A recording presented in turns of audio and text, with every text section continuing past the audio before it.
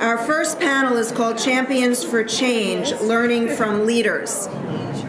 Again, when we put this program together, the whole idea was, no matter your vision, no matter anything else, if you don't have leadership that can actually make it all happen, it just remains a dream. So let's start our first panel, moderated by Timothy McClimon. Tim is the president of the American Express Foundation and is also vice president for corporate social responsibility for American Express. He's in charge of their global social responsibility, philanthropy, and employee engagement efforts. You can see his bio along with all of the others in your packet. We're grateful that Tim has agreed to moderate this panel today, and I'm going to ask him to introduce his distinguished panel. Tim? Okay, good morning. Thank you, Claire. And thank you to Doug Bauer. I found his comments to be very insightful and helpful. So thank you, Doug, wherever you are. One of the things that Doug said right at the beginning of his session is that he's very impressed with the nonprofit sector and its resiliency, its sustainability. Well, we have a very impressive group of panelists with us this morning as well. And these are the folks that not only have the roles in butter, but if you read their bios, they're hot. All right, so I'm not going to read through their bios, but I do want to introduce them briefly. To my far left is Sheena Wright. Sheena is the president and CEO of the Abyssinian Development Corporation. To her right is Charles Best, who is the founder and CEO of DonorsChoose.org. And to my immediate left is Cheryl Dorsey, who's the president of Echo and Green. What we're going to do here this morning is I'm going to give them the opportunity to spend a few moments talking about themselves and their organizations and how they're undergoing change, how they've managed change within their organizations and within their careers as well. And I'll probably ask them a few follow-up questions, and then we'll take your questions from the audience. So if you have questions, please feel free to put them on those index cards, and they will be collected, and we'll spend some time on your questions. So with that, we're going to start with Sheena, I believe, and the floor is yours. Thank you, Tim. I don't feel like I have rules or butter. And, this is really, really a tough time. I'm the CEO of a comprehensive community and economic development corporation. That does what I like to say. We try to answer the question, what are the things, the core elements that we need in order to have successful and sustainable community? So we do a lot of things. We do affordable housing, commercial development, education, advocacy, social services. So this new environment certainly has been challenging, to say the least, because we are in so many fields. And particularly the way our organization is structured, we raise a lot of funds from philanthropic sources, corporations, foundations, government, but we also have a lot of earned revenue from our real estate activities. So in this environment, when the real estate market has been decimated, so our opportunities to provide the programs and services as well as to earn the revenue from that sector are, knocked on its feet. In addition, all of the things that we heard this morning about philanthropic revenue going down, and as we all know all too clearly, the need quintupling in our communities where we are trying to do our work and implement our mission. So, the question then is, so what do you do? What do we do as leaders? What have we done as institutions in our organizations trying to do the best in a very difficult environment? I always go back to, I'm sure many of us have read the Jim Collins book, Good to Great, and the Stockdale Paradox, which I think is a very, very appropriate perspective. I don't know how many of you know the Stockdale Paradox? Okay, a few. Well, I'll briefly give you a sense of what it was. Admiral Stockdale was a prisoner of war in the Vietnam War, and he talked about what helped him persevere until he was saved by his comrades. and he was a prisoner of war for several years. And he said that the people that were with him, who were other prisoners of war, the ones who perished first were the pessimists. They said, we're never going to make it, woe is me, the sky has fallen. So they were the first ones to just perish under the challenge. He said the second group of people that perished were the optimists. They said, as soon as Thanksgiving comes, I know they'll come and get us. Well, Thanksgiving came and went.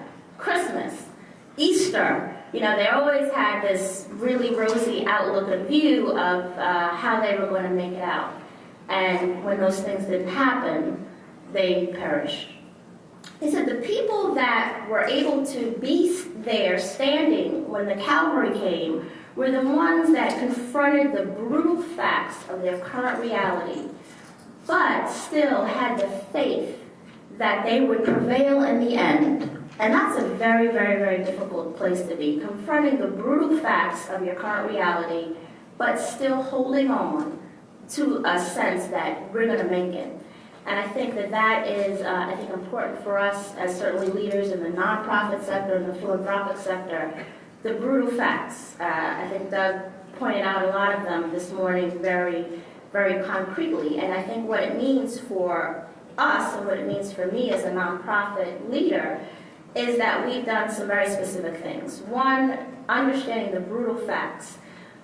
One of the things in being a comprehensive community development organization is to really understand how your business works. So we know we're being effective, we're implementing things that are needed by the community, but we did not have as clear a view and a sense of what it really costs to do it. So one of the exercises that we embarked on was really trying to get a handle on the true costs. And really appreciating that for every program and service that we deliver, there is that overhead that, funders don't want to hear about, but I think Doug spoke so wonderfully about general operating support, the rent, all that. But if you really understand, what we really came to understand is that every grant that we received for a program or service only covered about 70 to 75% of the true cost. So whereas before we would look at our programs and say, well, they're covering themselves, none of them were covering themselves. And then once you have a clearer picture and view of what you're doing and how it's getting done, the word I don't think has been said yet, cuts. We had to adjust. Now, the word cuts, cut. It's like a jagged knife, or be honest with this kind of as a leader, stuck in your gut, and it's just sawing back and forth. There's bloodletting, it's painful, it's difficult, and when you are faced with making these decisions that are going to impact the lives of the people that you've been working with, side by side, arm in arm, who've given their best, and you have to hand them their walking papers. It's really, really, really hard. And it's something that we have certainly had to grapple with in this sector, and in all sectors, significantly. And it's been very, very difficult, but as one of those brutal facts, we have to deal with it, and we have to address it, and we have to do it in ways that make sense. And then trying to also be strategic. So looking at all of the challenge and the difficulty, but also looking at where there are opportunities. One of the things that we had to grapple with, and being a community development corporation, we had also been primarily financed through financial institutions, trying to get their Community Reinvestment Act commitments filled, and we know what they were going through. So they were shrinking considerably. So trying to reposition our messaging and reposition what we were offering in the community for other types of funders, appreciating that there are other corporations that should be concerned about building community and investing community, that the individual giving seemed to be growing with this new giving pledge and very wealthy people. So, allocating half of their wealth to give. So really trying to re-engineer your revenue-generating engines in ways that were in keeping with some of the trends. So those were some of the very, very, focused things that we did. And what I'll say lastly is, what you write out on paper, and it makes all the sense in the world, and it looks absolutely reasonable, and you can make your case. It's very different when you have to actually put it in practice. I love the tagline here, start with trust. One of the things that I talked about with my colleagues on our telephone call before this panel was that you can have a great plan as a leader and a great vision, and it makes all the sense in the world, but no one will follow you if they don't trust you. I have this little sign up behind my desk, change at the speed of trust. So in an environment where people feel that am I next, and as people are leaving, I have to work 3 times as hard, as funders are grappling with their issues and challenges, how do you, as a leader, as an organization, as an institution, engender the level of trust that you need from all sectors so that you can have people all moving in the right direction? And I think, certainly Doug said it this morning, honesty, clarity, transparency is critically important. Making sure that the vision is clear and that people don't think that things are happening haphazardly or they haven't been thoughtful is also very important. And just spending the time to do the thinking. One of the things I think that we struggle with is because we're spending so much time doing the doing, it's very difficult to pull yourself out of the trenches, to climb up and go to the war table and strategize for the long term. But that is absolutely what's required in this environment, and that's what we need to be doing, and that's what we're trying to do. We're trying to maintain that the brutal facts and appreciate them, but also have the faith that we will, in fact, prevail in the end, because we have before, and we will again. Great, okay, thank you.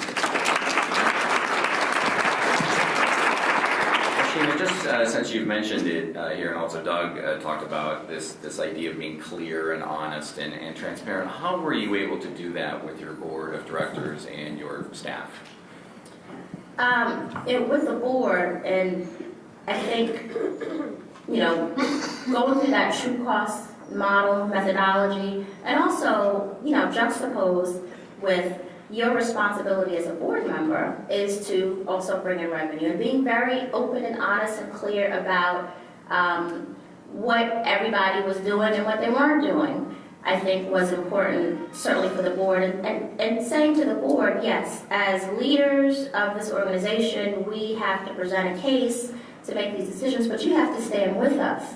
So we want you to stand with us when we have to tell the staff that we have to cut by X%, and we all have to believe it, we all have to understand why, we have to stand together through this challenge and storm. But it was really, just kind of drilling down, brass tacks, having those very difficult conversations of, yes, this program is really important to us, and it's really impactful and valuable, but we can't do it right now. And it was just a lot of very difficult conversations, a lot of very sleepless nights, but just putting the real information out there, not trying to sugarcoat it, not trying to present it in a way that just was easy to swallow, because it's not, and just kind of putting it out there in all of its challenge and ugly and wrestling into the ground. And did you feel that the board was really with you when you did that?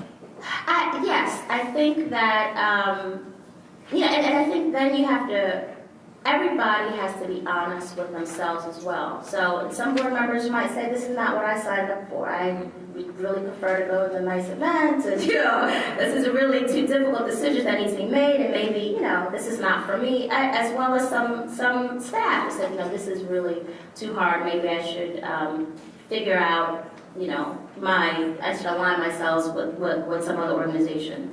And I think that's okay, pruning is important for growth and health, and so that happens as well. So being able to be prepared for that, I think, is important. Yeah. Okay. Great. Good. Thank you, Sheena. Charles.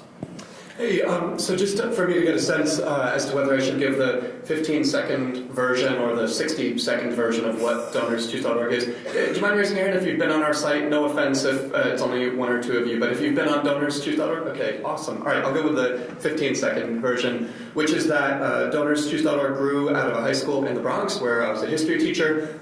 It was my colleagues and I having all these ideas for books we wanted our students to read, and a field trip we wanted to take them on, and an art project that needed certain art supplies, spending our own money on copy paper and pencils, but not being able to bring our best ideas to life for projects that would excite students about the subject matter, and suspecting that there were people from all walks of life who wanted to help improve our public schools, but were getting more and more skeptical about writing a $100 check to a big institution and not knowing quite where their money was going. So we created this site where public school teachers can post classroom project requests, and donors can pick a classroom project they want to support and can expect to get photographs of their project taking place, an initial thank you note from the teacher, an impact letter from the teacher talking about the student learning that's taking place, a report showing how every dollar on the project was spent, and if you've given $100 or more, hard copy student thank you letters.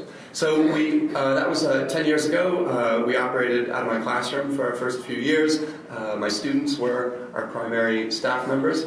Today, 1 in 3 of all the public schools in America have at least one teacher who has posted a classroom project request on our site. It's about half of all the Title I schools in America have teachers using our site. We have absolutely seen the impact of the recession in the average donation size on our site. So for 3 years, the average donation size of someone giving to a classroom project on our site has fallen precipitously. We've so far, knock on wood, managed to more than make up for that drop in average donation size with growth in the number of people giving to classroom projects on our site, which has absolutely kept pace with growth in the number of teachers posting classroom projects on our site. So this school year, or the fiscal year that ends June 30, we should see about 250,000 citizen philanthropists and cause marketing partners give $30 million to about 60,000 classroom projects on our site, posted by about 50,000 teachers. So that's where we are today, and actually one reason for our growth and the reason why we feel so lucky about that growth is that we have Cheryl Dorsey on our board of directors. I will. So that completes what DonorsChoose.org is and how we're growing. I thought I would share 3 things about our site which might be applicable to your work. The first is our approach to choice and transparency when it comes to where the money's going, whether you're supporting our overhead, reporting back on how dollars were spent. So after a little bit of tweaking, we've arrived at what we think of as a business model for becoming 100% self-funding, even though we're a charity. And that business model rests on the ability of every classroom project donor, whether they're giving $1 or $100, to decide whether or not they want to allocate 15% of their classroom project donation toward our overhead and outreach costs. There's a flat $35 fee in there, which is to cover the direct fulfillment of the project. We vet and validate each teacher's project request. We fulfill the project when it's funded. We don't pass through cash to the teacher. We process this really vivid feedback from the classroom to every donor. And so all of that work, inclusive of customer service, is baked into that $35 fee, which is totally transparent and in the project cost report. And then when it comes to supporting our overhead and outreach, as I said, we let donors choose, as the name suggests. 76% of donors decide to keep that 15% allocation in their gift. 24% opt out and say, I want 100% of my donation going only to this project and its fulfillment. But the economics are actually more favorable than 76-24 because, I don't know if this is ironic or not, but someone making a larger gift on our site is much likelier to keep the 15% allocation included. So if you factor for the fact that the $1,000 donor is extremely likely to keep that 15% allocation included, and it's the $10 donor who tends to be the person who excludes the 15% allocation, the economics are actually that about 93% of the dollars contributed to classroom projects on our site come with that 15% allocation. So it feels like we have the best of both worlds. We let our donors choose whether or not they want to support our overhead and outreach, but at 93% inclusion on a dollar-for-dollar basis, it's as if we were requiring it. So we think of that as kind of a really nice, happy medium. And it's been 10 years in the making, but in just a few months' time, 100% of our total operating budget will be covered by the kind of earned income we generate when people include that 15% allocation, and we'll be in this really lucky position of getting to focus 100% of our time and resources and energy building this movement that we call citizen philanthropy, driving funding for classroom projects, and not having to spend 1 minute of the year going hat in hand asking for help with the rent payment or with other operating expenses. So that's one. The second thing that I thought might be applicable is this idea of crowdsourcing, getting your users to do labor. Our model itself is a crowdsourced model. We think that teachers on the front lines know their kids better than anybody else in the system, and that if we can just tap into their classroom expertise, the imagination and innovation that's been building up in their brains, if we can tap into that, we're going to unleash better targeted, smarter, more innovative micro solutions for the children they serve than anything we would come up with in our office in the Garment District. So we're crowdsourced in that sense. We're crowdsourced in the sense that we enable citizen philanthropists to evaluate these projects and pick the projects that they want to support. But it's not just in our front-end model that we crowdsource. We're crowdsourced under the hood as well. And I'll give you one example of that. So we vet and authenticate each teacher's project request before posting it to the public site. And we used to accomplish that by paying college interns to read over the essay written by every teacher about the student learning experience they want to provide. And that college intern would email follow-up questions to the teacher if anything was unclear, check out the request, make sure it was legit, authenticated. And we had a really tough time, even though we were paying for this labor, we had a tough time securing enough college interns to do this. We had a tough time training them, a tough time getting them to perform the labor at the right time when we had spikes in teachers submitting projects. And actually the average amount of time it took us with this paid labor model between a teacher submitting a project and that project being vetted and posted was about 9.5, 10 days. Then 2 or 3 years ago, we realized that our best teacher users, our beneficiaries, were more than ready and willing to volunteer their time to read over other teachers' project requests. And we thought, who more expert at reading over another teacher's project request and emailing follow-up questions than a teacher who's had 20 classroom projects funded on our site, has been 100% responsive and punctual with the feedback, has proved themselves to be a truly power user. Who better than such an expert reviewer? We think of this as academic peer review meets Wikipedia.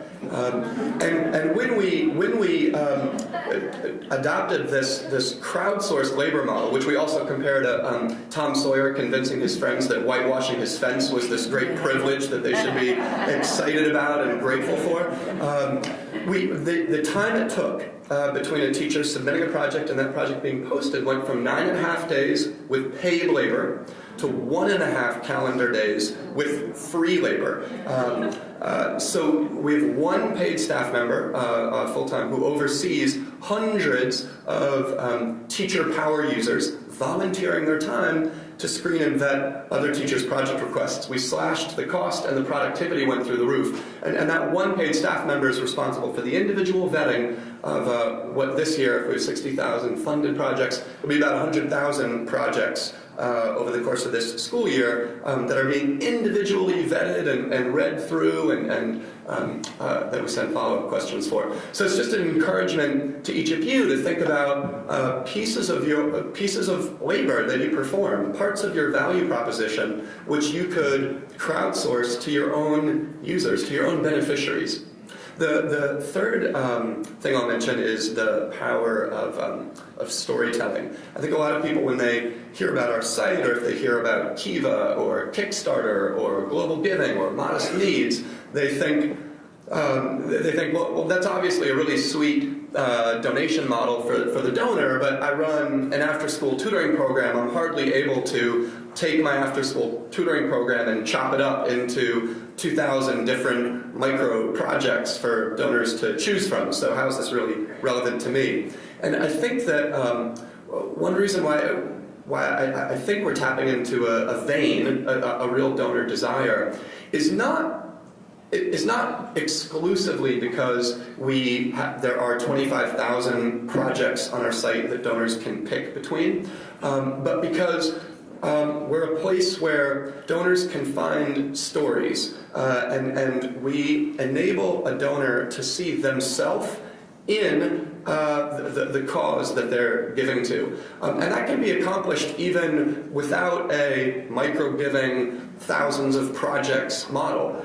Charity Waters is one great example of the power of storytelling, the power of enabling your donors to go on a journey with you, and to see that journey and go on that journey through photographs, through video, through narrative, through names and personalities, as much as through statistics and annual reports.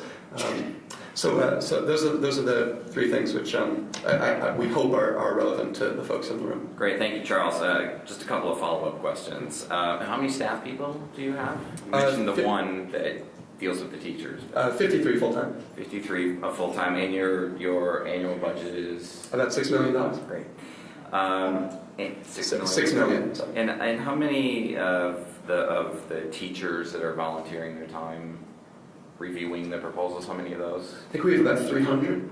Okay, great. And just one last question. What's the role of your board in all of this?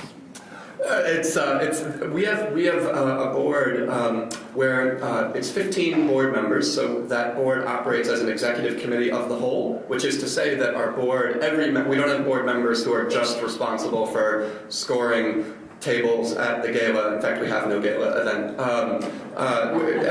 Every board member is really engaged in our strategy and our growth plan. A few years ago, we opened our site to all the public schools in America, and that was based on an expansion plan that our board members really kicked the tires on. And actually, in a couple days, we'll be discussing a potential expansion of our program model, where we decided not to go wider, not to open up to social workers in New York or schools in India, but we've been experimenting with some ways to go deeper within public education and to enable our donors to connect with public school classrooms in ways that go beyond just opening their wallet.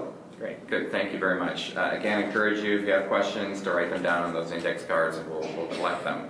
So we're going to move, last but not least, to Cheryl. Hi, good morning. Thanks for having me here. I'm going to just spend a couple of minutes talking about echoing green, and then I'll share, I think, some lessons that may be relevant. And it's terrific sitting here with two social change leaders, because their remarks, I think, are illustrative of what I will add on to in just a few moments. So I run an organization called Echoing Green. We are angel investors in the social sector. So we provide seed capital and technical support to some of the world's best emerging social entrepreneurs. So essentially, essentially we're risk capitalists. We give first funding, or almost first funding, to emerging social change leaders who are looking to launch. I mean, it's essentially the family and friend rounds of social sector investing. It was founded about 23 years ago by the senior leadership of a private equity firm called General Atlantic. And to their credit, they really had this incredibly optimistic, smart, pioneering model of what transformative leadership can look like around the world.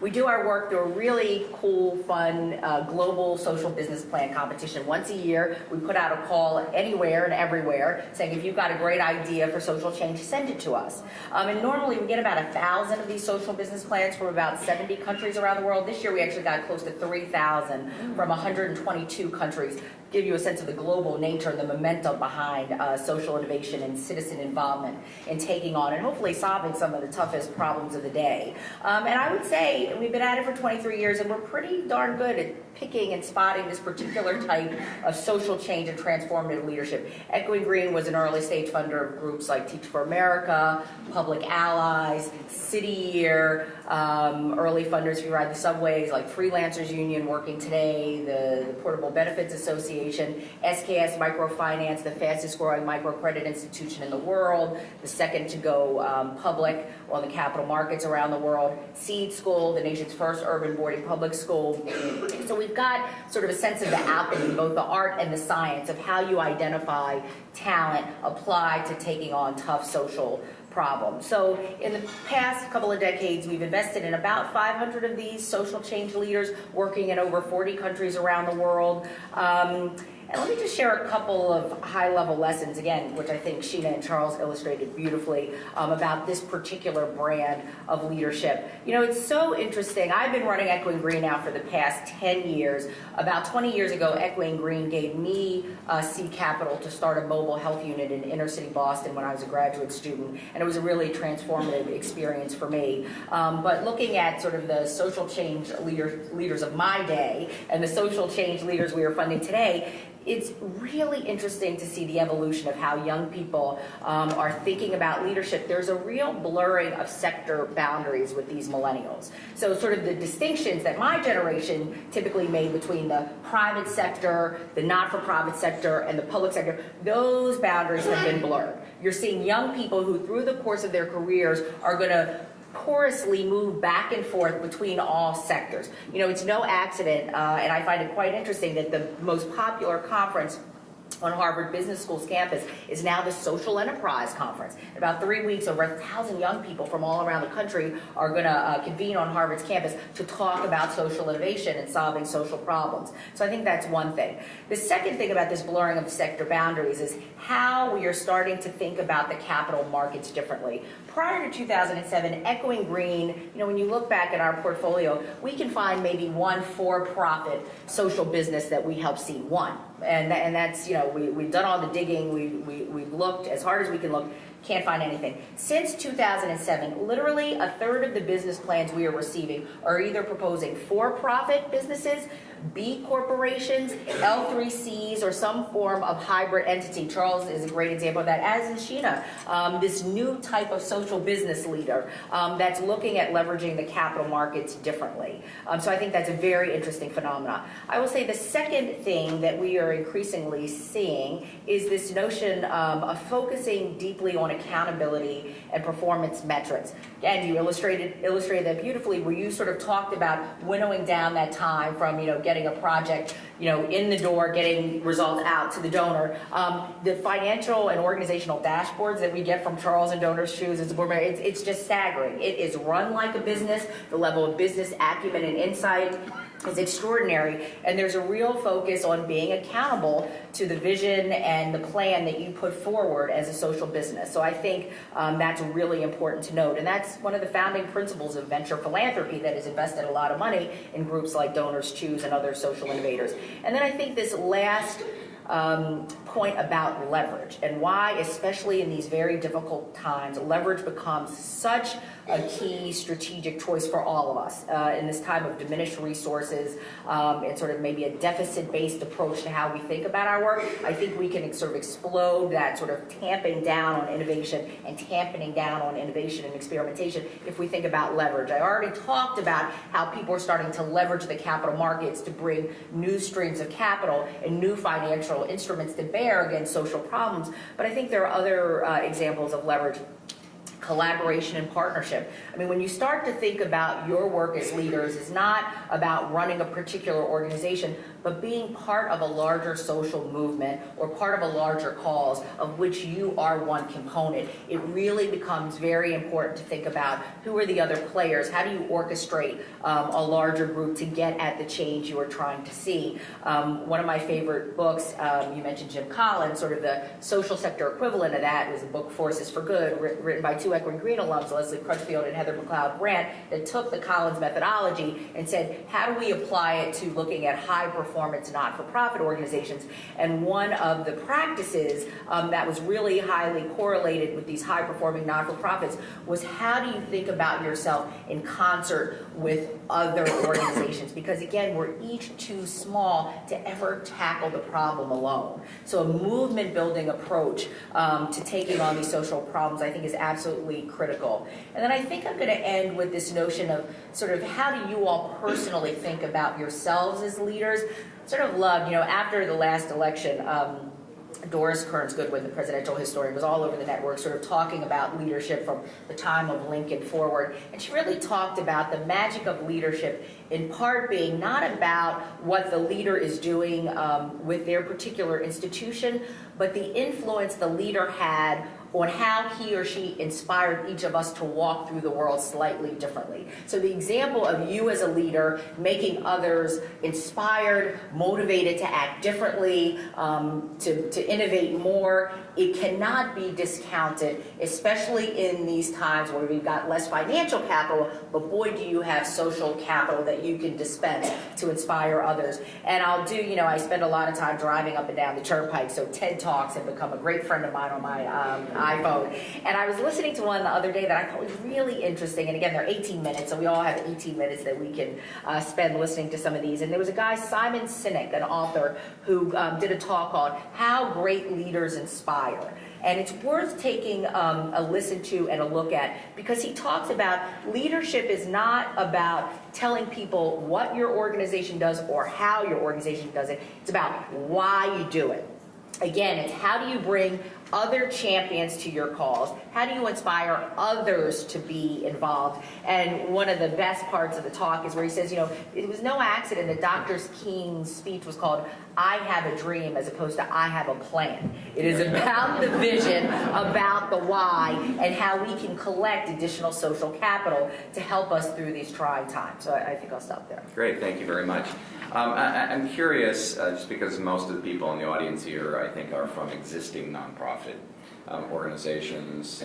Does Echoing Green accept proposals from individuals who are embedded in existing nonprofit organizations to make changes within their organizations rather than creating new organizations? I think I know the answer. You do know they're right. The leading question. We do not. We, again, are angel investors in the social sector. So we are looking for entrepreneurs who are starting new social change organizations to push from the outside in on the existing status quo of a particular program area. However, increasingly, we are starting to try to sort of mine and codify some of the core IP we've developed over the years at looking at some of the entrepreneurs with whom we work, because we think that there are many entrepreneurs in play in existing organizations. A number of you are definitely intrapreneurs within existing organizations, and some of the qualities, traits, and practices that we see inherent in our entrepreneurs are also at work for folks in existing organizations, and we're trying to do a better job of sharing some of those best practices. Great, good, thank you very much. Sheena, I know that both Charles and Cheryl shared with us their 3 strategies that they wanted to leave with people, and I just want to make sure you had the opportunity to do that, because we had talked about that being a subsequent question. So do you have other things you wanted to share with us before we move on? Well, I think, the hard work of really drilling down as a strategy is really important. And also asking for what you need. I think, Charles's point of the 15% and that ask, and one of the things that we did once we really appreciated what our true costs were, every proposal, every ask that went out said, and we need X% for general operating support. We kind of cringed, we closed our eyes, we said, what is the pushback we're going to get from funders? And so far, in about 85-90% of the cases, it's been like, okay, that makes sense. And we were really surprised by that. So to not be afraid to ask for what you really need, to really start to change the way that certainly the game is being played. And, certainly that volunteer effort as well. In many of our organizations, it might be a challenge to utilize volunteers from the people that we are serving, but that could certainly be an opportunity. But there are lots of wonderful organizations and institutions that are set up for that. We are a Taproot grantee, and they provide tremendous resource. We have probably about 5 or 7 AARP volunteers that work 20 hours a week in various programs in our organization. They do a tremendous job. And there are other like organizations like Reserve and others where you can really get either low cost or free services, very, very high quality, dependable, that will help you support your mission as you move forward. Great, good. Thank you very much. We have about 15 minutes left for questions from the audience, if there are any. If there aren't, we can move on and do other things, talk about other things. But is there someone collecting this? While we're doing that, we've talked a lot about collaboration today, and I'm just curious how the three of you are collaborating with other individuals, other leaders, or other institutions in your own work. I'll mention, choose one. We're running an experiment right now where we're encouraging and enabling our teachers and donors to get together with each other and to talk. That didn't sound totally right, but in any case, to meet up and to talk about the state of public schools in their community, and to put faces to the classroom projects that donors have been supporting, and for the teacher to put faces to the donations that they've been receiving. And we tested it out in New York City, Indianapolis, Raleigh, North Carolina. We went 3 for 3 on people welling up during the conversation because it got so intense. And of course we did that not by attempting to get into the RSVP event organizing business ourselves, but by asking our donors and teachers to use Meetup, meetup.com to organize those gatherings. That'd just be one micro example. Great, thank you, Cheryl. And, for us, our business is collaboration. As a community building organization, we were founded about 22 years ago out of a historic church in Harlem, the Abyssinian Baptist Church, which has been around for over 200 years. And one of the things that we discovered upon our founding in Harlem in 1987, 1988, with its devastation, as the people got around the table from the neighborhood and the community, they looked down and said, there's a lot of devastation here. 60% of the housing is owned by the city of New York. The crack and AIDS and crime, the educational institution, a lot of devastation. But there also is strength. There's a group over there that's doing something with our young people. There's a group over here that's doing something with our seniors. And the whole premise of a community building, community development organization is how do we lock arms and have a collective vision about what we want our community to be, which includes strong institutions and get the work done. So we have, I don't know, maybe 100 partners that we work with, and we work. One of the things that's really important in collaboration and partnership is accountability and making sure that we're holding ourselves accountable for what we say we're going to do for one another and the people that we serve. And you get that through years of working together, trust, establishing clear roles and goals and strategies to work together. But collaboration is critically essential. We don't see our business as a competitive franchise where we want to make sure that other people are not aware of the things that we're doing as though they're trade secrets. The success of our business depends on the growth and health and sustainability of our community. So collaboration is a critical ingredient in that. Great, thanks. Cheryl, anything you want to include? I mean, the only thing I would add is that one of the disturbing trends I see in our field is often how when people talk about their scale proposition, they conflate scale with growth, the bigger the better, as opposed to conflating scale with impact. And I think that's the wrong driver. And I think if we focus more on impact, we would get to greater levels of collaboration. So for example, Equine Green has no aspirations to be, a huge organization. We're very small. We're $4.2 million annual budget with 18 staff members, and we don't need to be much bigger than that. But again, it's all about leverage. I'll give you an example. I was talking about how we're trying to mine and codify some of our core intellectual property. Well, it doesn't make sense for me as the ED of a small organization to start to build in that institutional capacity to do that when there are plenty of partners out there. So currently we're working with a terrific Harvard Business School professor and a number of business school students to help build a rigorous, methodologically sound report analyzing our social business plans going retrospectively back about 5 years. That's the kind of partnership that makes sense. It doesn't require us to build and maintain capacity over time, but it allows us to build these sorts of strategic partnerships that will bring new products to the field. So again, I'm a big proponent of scale for impact and not scale for scale's sake. Great, thank you. We're going to move to your questions. I'm going to combine a couple of questions here. One is, you've shared lessons learned, but what's a specific challenge that you are actively trying to figure out right now? And then sort of a similar question is, what's not working? What would you do differently to strengthen your models? Challenges. Sheena? Challenges. I think one of the big challenges is that morale question. How do you really maintain the morale of folk in the face of the storm and the challenge? And how do you make sure that people feel that their work is valued and valuable, and as when you're asking them to do more and more and more and more? And that certainly is one of the things that keeps me up at night. And I don't know if I have a clear answer for that, but I think one of the things that we've really appreciated is that we have to celebrate the small victories, the steps, the milestones. We have BHAGs, we have these grand vision, and we have to celebrate the steps along the way. If you don't, your people will just be worn out. They won't feel as though they can really make it to that big, hairy, audacious goal that you set. So I think that's one real challenge.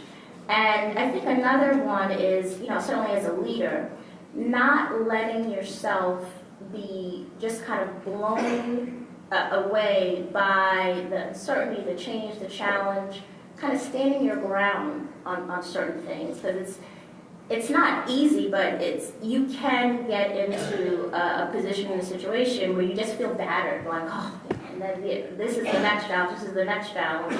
And how do you rise kind of above that and kind of plant your feet squarely and say, this is the course, as difficult as it may be, and these are the steps that we're going to take as we move forward. I think I think there's some work that we have to acknowledge and recognize that we have to do for ourselves in leading through this difficult challenge and this work of how do you strengthen your resolve, screw your courage to the sticking post. That's Shakespeare. I've been saying that a lot. It's in my head.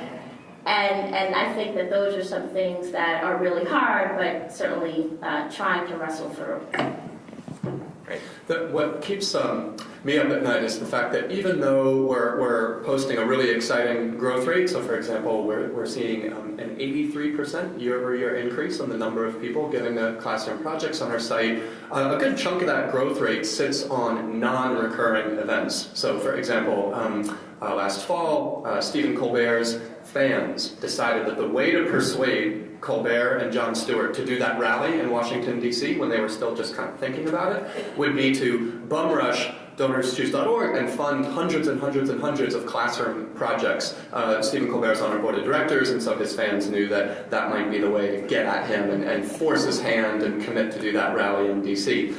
we saw 11,000 people give $600,000 to classroom projects in what they called blackmailing Stephen Colbert with kindness to get him to do that rally.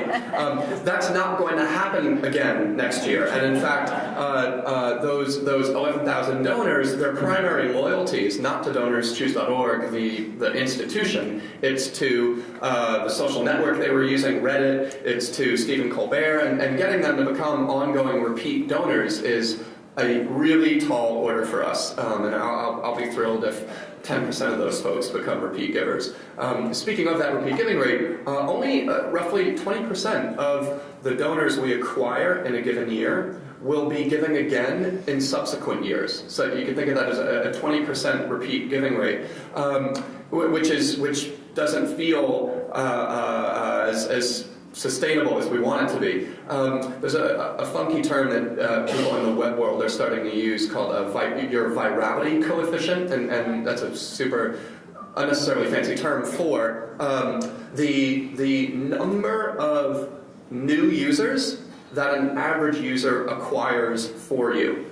So, for example, if you have a little tell your friends via email feature at the end of your donation flow, and if on average 1 out of 2 donors uses that tell a friend email engine, and if on average they email 100 friends, and if on average 20% of those friends actually turns out to give, that would actually be a really high virality coefficient of about 10, if I did the math right, 5 or 10. In any case, at a 0.2 virality coefficient, it means that when we work hard to acquire a donor, whether it's through web marketing or through Stephen Colbert's rally, when we acquire a donor, that donor themselves is going to acquire 1/5 of an additional donor. And if you have a repeat giving rate of 20% and a virality coefficient of 0.2, that is not a breakaway phenomenon which is going to sustain itself even in the absence of marketing efforts.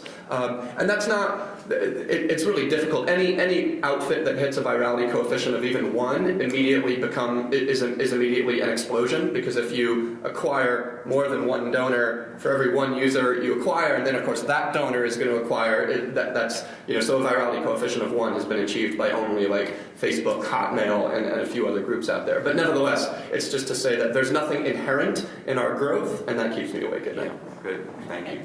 Cheryl, anything keeps you up at night? Yeah. Challenge or things not working well?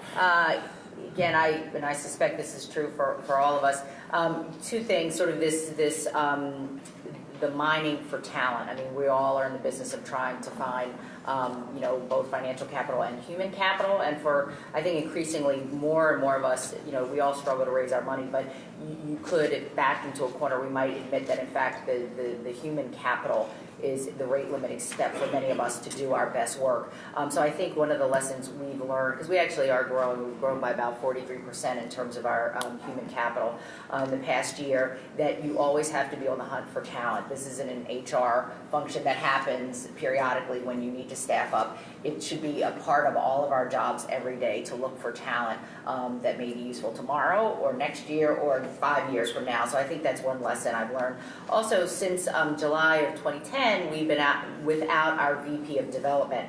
And it's been a really interesting a silver lining to being without sort of our key money maker at the organization, because I think there are probably some great salespeople in the audience. I'm not a great salesperson by nature. I do this job because I love my organization. I didn't even sell my own Girl Scout cookies. My mom had to do it. So not a great saleswoman, but I love Equity Green. But I've been forced to step up, as has everyone in my organization. And that wall that typically gets built between program and development has had to be knocked down. And I have to say, I'm so proud of all of us, because we've stepped up and we are on pace with our revenue goals despite being without a key member of our senior team. So sort of having to walk the walk and learning to make that sale and never allowing that wall to go back up, I think makes for a strong organization. And I'm trying to remember that, because we're about to hire someone, I think, and I don't want us to go back to our old habits. So making sure we are all revenue generators for our organizations. Great point. Cheryl,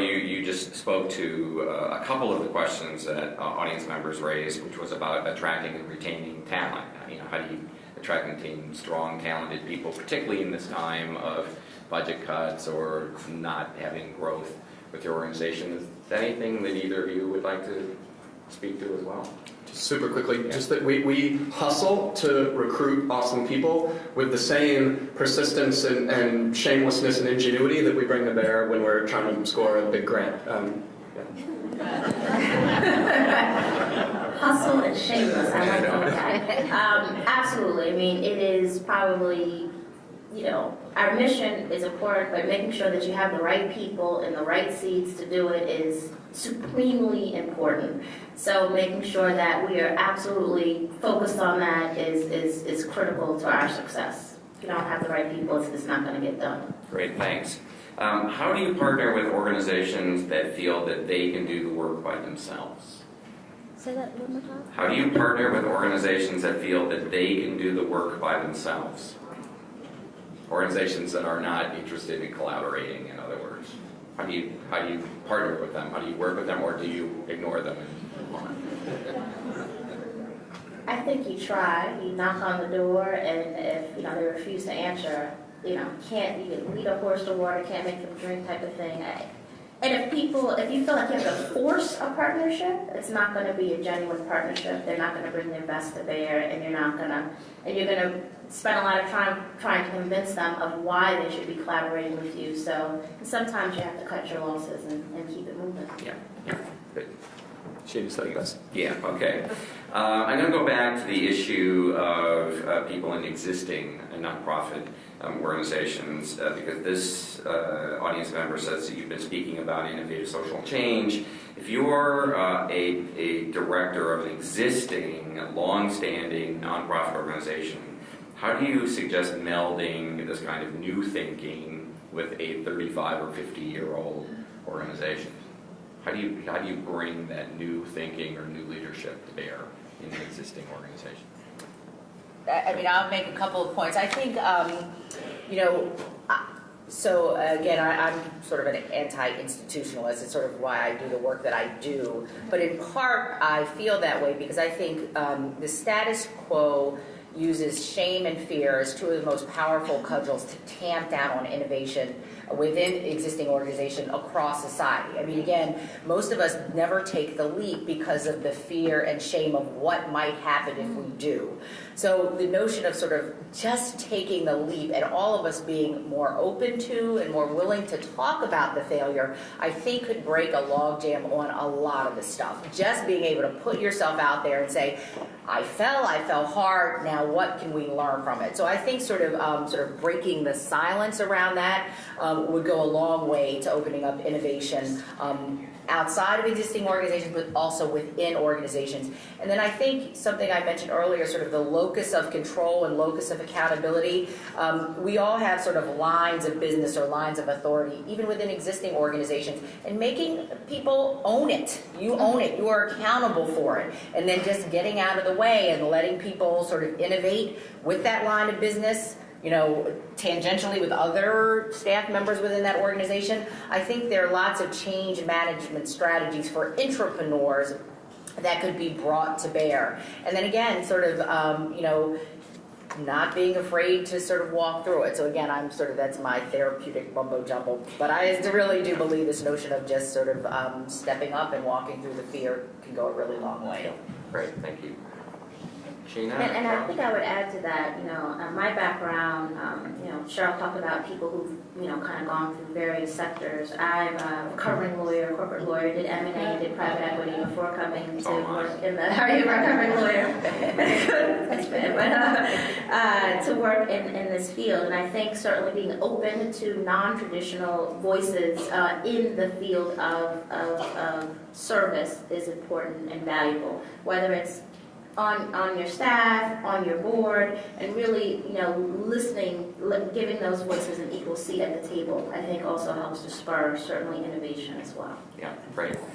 Charles, anything you want to mention? Okay, so we're being given the hook here in a couple of minutes. I want to make sure that we give an opportunity to each one of our panelists to make any kind of closing statement that they would like to make. We didn't get to all of your questions, but a lot of the remaining questions were for specific individuals, and I think that probably everyone is willing to stay for a few minutes afterwards. So if you have a specific question for a specific individual, I would encourage you to come and ask them yourself after this panel. But in the meantime, we're going to give each panelist 30 seconds or 60 seconds to sort of wrap up from their point of view. So, Cheryl, why don't we start with you, since we started with Sheena before? Sure. So going back to sort of you all as leaders of organizations and leaders within your field, maybe I'll just sort of talk about, how do you tend to nurture your personal brand as a leader? And I know it's probably hard for most of you, especially people who spend their lives doing for others, and especially true of women, people of color. You sort of never want to put yourself out there first. In an increasingly noisy environment where social media is the coin of the realm, personal brand really does matter. And there's so much diffusion and diffuse information that, allowing people to glob onto you as the brand, as the focal point, really helps attract attention to your organization and your institution and that which you care about. So even if it goes against your natural inclination, put yourself out there. So, getting on the panels, writing that op-ed, the networking piece, being able to put yourself out in front of your organization occasionally can really redound to the work that you do and you care about. So don't be afraid of it, embrace it, and find others to support you on that journey. Great, thank you. Charles? Oh, I would just thank you for your time and recap that. To give your supporters transparency and choice, to crowdsource much of your work to your own users, to tell stories that enable your donors to see themselves in your work does not require a website or a bunch of fancy technology. Great, thank you. Sheena, you had the first word, you'll have the last. The last word, okay. I'll borrow a word then from Adam Clayton Powell Jr., who was a pastor at Abyssinian Baptist Church and one of our most prolific congressmen. And he would always say at the end of his sermons, keep the faith, baby. Keep the faith. And I think that's what I would certainly like to leave us with. Keep the faith, nourish it, hold on to it, and that's what's going to see us through. Great, thank you. I told you our panelists were hot. Please congratulate them.